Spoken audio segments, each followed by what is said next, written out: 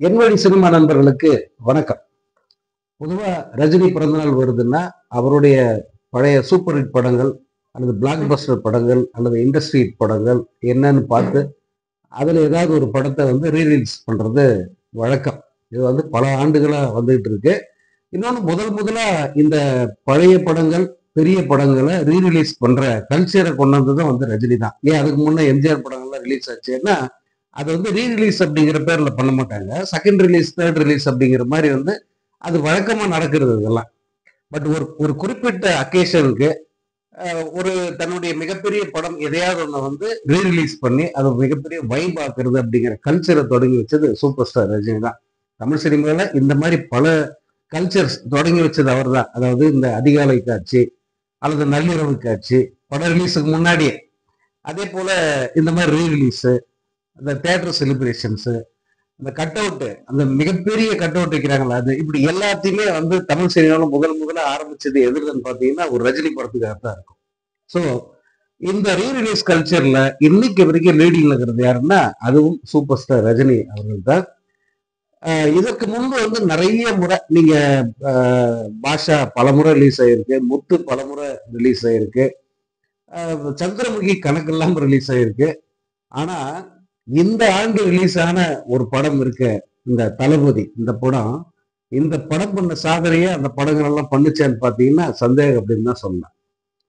பாபா ரிலீஸ விட்டுருங்க, ஏன்னா அந்த படத்தை எடிட் பண்ணி ட்ரிம் பண்ணி புது படம் மாதிரி ரிலீஸ் பண்ணிட்டாரு. அதனுடைய விளைவு என்னன்னா அந்த படம் ரீரிலீஸ் அப்படிங்கிற மாதிரி இல்லாம பாபா ரிலீஸ்னே திரும்ப வந்து அதை கொண்டாடினாங்க. மிகப்பெரிய வசூலை வந்து அந்த படத்துக்கு கொடுத்தாங்க. ரஜினி சாரே வந்து ரொம்ப மனமாற வந்து இப்போ நான் ஹாப்பியா இருக்கேன் அப்படின்னு சொன்னதா நண்பர்கள் தெரிவிச்சாங்க. ஸோ அந்த அளவுக்கு அது வேற ஒரு இதை கிரியேட் பண்ணுச்சு பாபா படம்.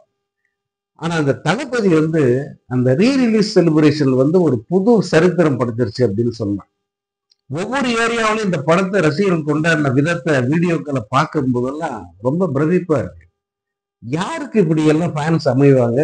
யார் வந்து இப்படி எல்லாம் செலிப்ரேட் பண்ணுவாங்க? உலகத்துல யாருக்குமே இந்த மாதிரியான ரசிகர்கள் அமைய மாட்டாங்க. இப்படி ஒரு கொண்டாட்டம் நடக்க வாய்ப்பே கிடையாது.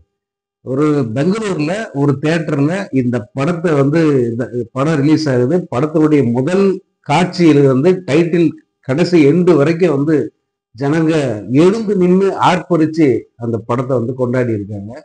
அதுல ஒரு பாட்டு, இந்த காட்டுக்குயில மனசுக்குள்ளன்ற பாட்டை தியேட்டர்ல தலைவர் மம்முட்டி பாடுறாங்க. அதை அப்படியே வந்து இங்க தியேட்டருக்குள்ள இருக்கிற ஃபேன்ஸ் வந்து பாடுறாங்க. அதாவது தியேட்டரே ஒரு கன்சர்ட் ஹாலா மாறி போச்சு அப்படின்னு கமெண்ட் போட்டிருந்தாங்க.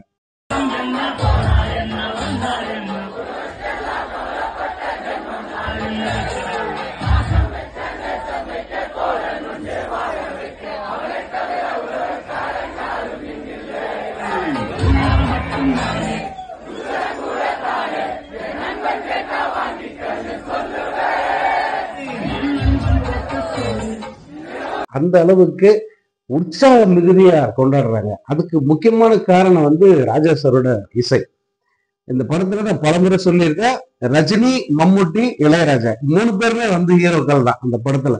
அந்த அளவுக்கு மிகச்சிறப்பா அவர் இசையமைச்சிருப்பாரு. அதுல ஒவ்வொரு பாட்டும் வந்து அப்படி ஒவ்வொரு பாட்டுமே கொண்டாட வேண்டிய பாட்டு தான் அது. அது வந்து மெலடியா இருக்கலாம், அல்லது துள்ளல் பாட்டா இருக்கலாம், அல்லது சொந்த கண்ணால் ஒரு செய்தி மாதிரி எபிக் சாங்கா இருக்கலாம்.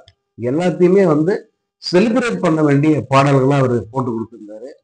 அதனால ஒவ்வொரு பாட்டுக்குமே வந்து தியேட்டர்ல ஆடியன்ஸ் வந்து சேர்ல உட்காரல. சரி, 11ஆம் தேதி போட்டாங்க, அன்னைக்குதான் இப்படி கொண்டாட்டம். 12ஆம் தேதி தலைவர் பர்த்டே, அன்னைக்கு கொண்டாட்டம் பார்த்தா 13ஆம் தேதியும் அந்த செலிப்ரேஷன் தொடருது, 14ஆம் தேதியும் செலிப்ரேஷன் தொடருது. ரசிகர்களுடைய அன்பு வேண்டுகோளுக்கு இணங்க கூடுதலாக காட்சிகள் நாங்க பிளே பண்றோம், சண்டேவும் வந்து படத்தை வைக்கிறோம் வாங்க அப்படின்னு சொல்லிட்டு தியேட்டருக்காரர் அனௌன்ஸ் பண்ணியிருக்காரு. பல ஊர்கள்ல, அதாவது அது சென்னையில மட்டும் இல்ல, கோயம்புத்தூர், பெங்களூரு, இன்னும் பல ஊர்கள்ல இந்த தளபதி படத்துக்கு எக்ஸ்டெண்டட் ஷோஸ் அப்படின்னு சொல்லிட்டு அதாவது சண்டேவும் வந்து அதை போட்டிருக்காங்க. அது உண்மையிலே வந்து ரொம்ப வியப்பா இருக்கு, சந்தோஷமா இருக்கு. நல்ல படம் காலம் கடந்தும் கூட எந்த அளவு கொண்டாடப்படும் அப்படிங்கிறதுக்கு தளபதி ஒரு சான்று.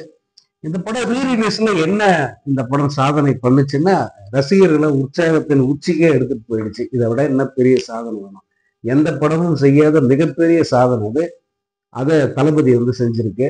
34 வருஷம் 34 வருடங்களுக்கு பிறகு ஒரு படம் ரிலீஸ் ஆகுது. இந்த படத்தை இடையில பல முறை பார்த்துட்டாங்க எல்லாருமே. அதாவது ரசிகர்களா இருக்கிறவங்க குறைஞ்சது 100 முறையாவது பார்த்துருப்பாங்க. தியேட்டர்லயே தியேட்டர் கவுண்ட், நான் இந்த படத்தை தியேட்டர்ல 51வது வாட்டி பாக்குறேன் இப்போ அப்படின்னு போடுறாங்க. சிலர் வந்து 60 தடவை பார்த்திருக்காங்க இந்த படத்தை. இது தியேட்டர்ல மட்டுமே. இடையில வந்து சேனல்கள் எத்தனை வாட்டி போட்டாங்க, ஓடிடில படம் கிடைச்சது.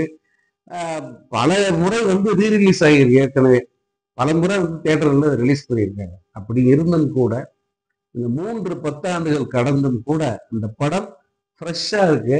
இப்ப பாக்குற இளைஞர்கள், அதாவது அந்த பழைய ரஜினி ரசிகர்கள் அவங்களுக்கு வந்து நாஸ்டாலஜியா மாதிரி இந்த படம். ஆனா புது ரசிகர்கள் இருக்காங்களா இந்த தலைமுறையில், அதாவது இந்த 10 ஆண்டுகளில் அல்லது கடைசி 20 ஆண்டுகளில் உருவான ரசிகர்கள் இருக்காங்களா, அவங்களுக்கும் இந்த படம் வந்து அவ்வளவு கனெக்ட் ஆகுது, அவ்வளவு பிடிச்சிருக்கு. யாராவது பேக்ரவுண்ட் ஸ்கோருக்கு எழுந்துச்சுன்னு நீங்க கைத்தட்டி கொண்டாடி பார்த்துருக்கீங்களா? இந்த படத்துல அந்த அதிசயமும் நடந்தது. அதுவும் என்ன, ரஜினி சோபனா அந்த காதல் பிரிவு காட்சி, அதுக்கு வர்ற அந்த பிஜிஎம்க்கு வந்து தியேட்டர்ல அப்படி ஒரு ஆரவாரம். கூடவே வந்து அவங்க பாடுறாங்க. அந்த பாட்டுக்கு அவங்க வயலின் வாசிக்கிற ராஜா சார் கூடவே வந்து இவங்க பாடுறாங்க. இதெல்லாம் வந்து நான் உண்மையிலே வந்து என்னுடைய எத்தனை ஆண்டு அனுபவத்துல ரஜினி படம் எல்லா படத்தையும் பார்த்துருக்கேன். ஆனா அதே போல ரீரிலீஸ் மேக்சிமம் எல்லா ரீரிலீஸும் நான் வந்து பார்த்துருக்கேன். எந்த ரீரிலீஸ்லயும் இப்படி ஒரு ஒரு ஒரு ரியாக்ஷன், இப்படி ஒரு ரெஸ்பான்ஸ் வந்து நான் பார்க்கல. இது வந்து அல்டிமேட் ரெஸ்பான்ஸ். இது ரஜினி படங்களிலேயே ரீரிலீஸில் புது சாதனை படைத்த படம் அப்படிங்கிற பெருமை வந்து தளபதி கிடைச்சிருக்கு. இது என்ன வசூல் பண்ணியிருக்கோம் அப்படின்னு எல்லாரும் கியூரியாசிட்டியோட இருக்காங்க. இது குறைந்தபட்சம் 2 to 2.5 கோடி வசூலிச்சிருக்கும் அப்படின்னு நம்புறேன். இது கூட இருக்கலாம், குறைய இருக்கலாம். பட் நான் இந்த டிக்கெட் சேலான விதம், வெளியான தியேட்டர்கள் எண்ணிக்கை, அதே போல வெளி மாநிலங்களில் எவ்வளவு இங்க ரிலீஸ் ஆச்சு. குறிப்பா கேரளாவில் வந்து இந்த படம் 70 அரங்களுக்கு மேல வந்து ரிலீஸ் ஆயிருந்தது. இது எல்லாம் சேர்த்து நான் சொல்றேன், தோராயமா தான் நான் சொல்றேன். எக்ஸாக்டா வந்து நாளையோ நாளை மறுநாளோ தெரியக்கூடும். எப்படி பார்த்தாலும் அதுவே கூட வந்து ஒரு மிகப்பெரிய சாதனை தான். ஏன்னா இந்த படம் தயாரான போது பட்ஜெட்டே வந்து அவ்வளவு இருக்காது. உண்மைதாங்க, இந்த பட்ஜெட்டே அவ்வளவு இருக்காது. ஆனா அன்னைக்கு வந்து இந்த படம் மிகப்பெரிய வசூலை கூச்சுது.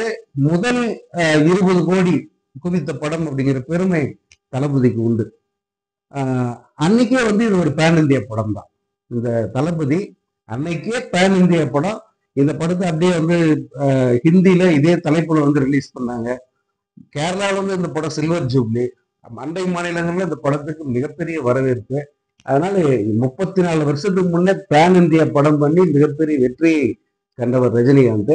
அவருடைய இந்த படம் இந்த ரீரிலீஸில் குறிப்பா அவரது ஒரு ஒரு ஹிஸ்டாரிக்கல் பர்த்டேன்னு வச்சுக்கலாம். அதை இந்த பர்த்டே ரிலீஸ் ஆகி இவ்வளவு பெரிய வரவேற்பையும் வசூலையும் பெற்றிருப்பது மிகப்பெரிய சாதனையா பார்க்கப்படுது.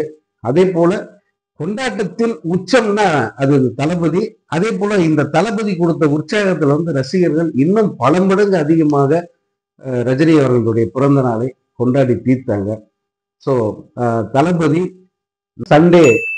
சண்டேவும் கூட பல அரங்குகளில் கூடுதல் காட்சிகளோட வெளியிட்டிருக்காங்க. பார்த்து மகிழுங்கள்.